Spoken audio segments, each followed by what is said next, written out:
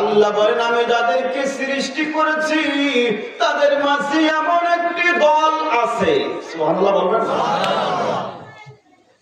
বিবাহ করতে গেলে বর যায়, যাত্রী যায়, জোরে বলেন যায় না যায় না? এই যে যাত্রীর এত আপ্যায়ন হয়, ইজ্জত করা হয়, সম্মান করা হয় শুধুমাত্র বরের কারণে। কিসের কারণে?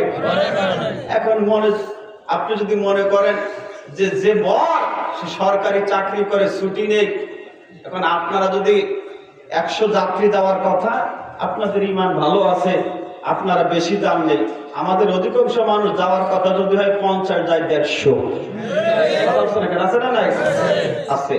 এখন মনে করেন 100 যাত্রী যাওয়ার কথা, 100